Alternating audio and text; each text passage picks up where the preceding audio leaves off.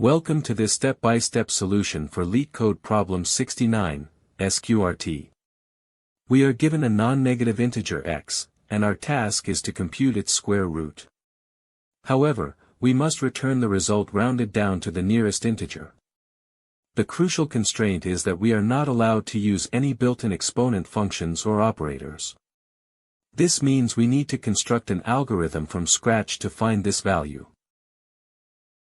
Let us first translate the phrase rounded down to the nearest integer into a precise mathematical condition. We are looking for an integer, let's call it k, such that k squared is less than or equal to x, but the next integer, k plus 1, squared, is strictly greater than x. Mathematically, k is the largest integer where k squared is less than or equal to x. This definition will guide our entire approach. Since we need to find an integer k, and we know that as k increases, k squared also increases, we are dealing with a monotonically increasing function. Whenever we have a sorted or monotonic sequence and we need to find a specific target or boundary, binary search is the optimal algorithm. It allows us to narrow down the search space by half in each step, making it highly efficient. Before setting up the binary search, let us handle the simplest base cases. The problem states x is a non-negative integer, meaning it starts from 0. If x is 0, the square root is 0. If x is 1, the square root is 1.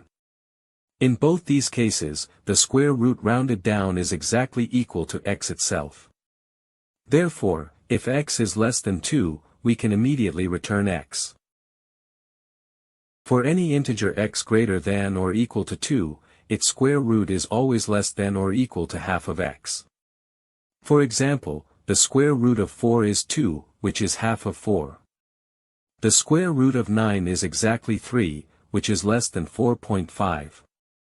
Therefore, our search space for the answer k will start from a minimum of 1 up to a maximum of x divided by 2. Now, let us discuss a common pitfall: integer overflow. In binary search, we typically calculate a midpoint and square it to compare with x.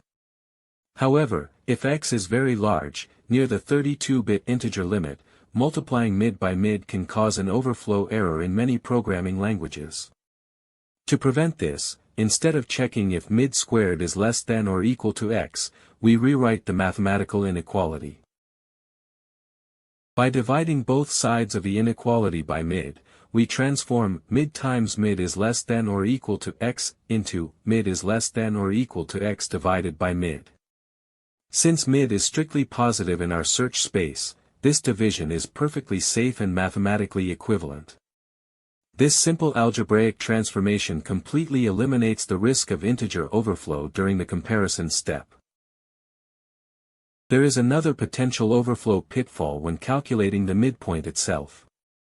The standard formula, left plus right divided by 2, can overflow if both left and right are very large numbers. To avoid this, we use a safer algebraic equivalent, left plus the difference between right and left, divided by 2. This ensures the intermediate calculation never exceeds the value of the right pointer. Now, let us rigorously construct the code step by step. We begin by implementing our base case check. As analyzed earlier, if x is less than 2, the answer is just x. We write, if x less than 2, return x. This handles the cases where x is 0 or 1 efficiently, allowing us to assume x is at least 2 for the rest of the algorithm. Next, we initialize our binary search boundaries based on our mathematical derivation. The smallest possible answer for x greater than or equal to 2 is 1, so we set our left pointer to 1. The largest possible answer is half of x, so we set our right pointer to integer division of x by 2. We write, left, right equals 1, x // 2. We also need a variable to keep track of the best valid answer we have found so far. We initialize a variable named ans to 0. Then, we set up our main binary search loop. We use a while loop with the condition left equals right. We must include the equality because the search space might narrow down to a single element that we still need to evaluate. Inside the loop, our first step is to calculate the midpoint. Applying our overflow safe formula, we write, mid equals left plus // 2. This gives us the integer midpoint of our current search range. By using integer division, denoted by the double slash in Python, we ensure that mid is always an integer, which is required for our array indices and answer. Now we perform the core check using our transformed, overflow safe condition. We write, if mid equals x // mid. We are asking, is the square of this midpoint less than or equal to x? If this condition evaluates to true, it means that mid is a valid candidate for our square root, because it does not exceed the target value x. Since mid is a valid candidate, we record it by updating our answer variable, ans equals mid.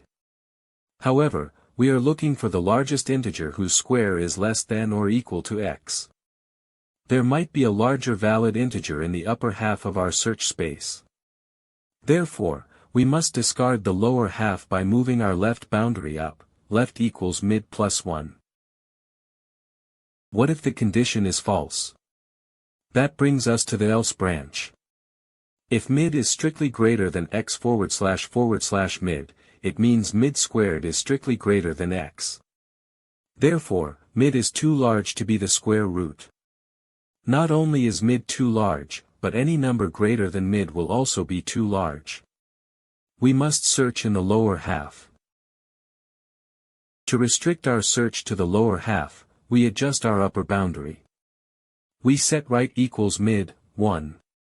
This effectively discards mid and all values above it from our search space. The loop will then continue, recalculating a new midpoint for this smaller, lower range. This process of having the search space repeats until the left pointer exceeds the right pointer.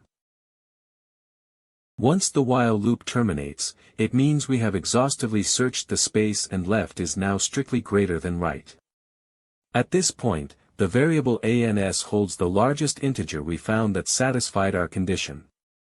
This is precisely the square root rounded down. We conclude our function by writing, return ans. Let us verify our derivation by tracing example 2, where x equals 8. First, the base case check, is 8 less than 2? No. So we proceed to initialization. We set left to 1, and right to 8 integer divided by 2, which is 4. Our answer variable ans is initialized to 0.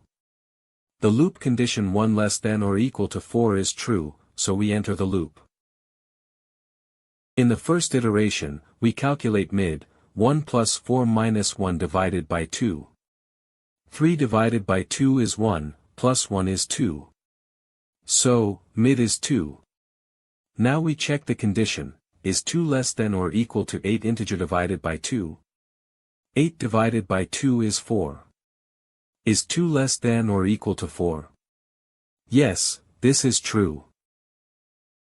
Because the condition is true, 2 is a valid candidate. We update ans to equal 2. Now we want to search for a potentially larger candidate, so we update the left boundary. Left becomes mid plus 1, which is 2 plus 1, equaling 3. Our search space is now restricted to left equals 3 and right equals 4.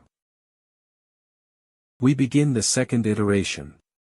The condition left equals right, or 3 less than or equal to 4, is true. We calculate the new mid, 3 plus 4 minus 3 divided by 2. 1 divided by 2 is 0, plus 3 is 3. So, mid is 3.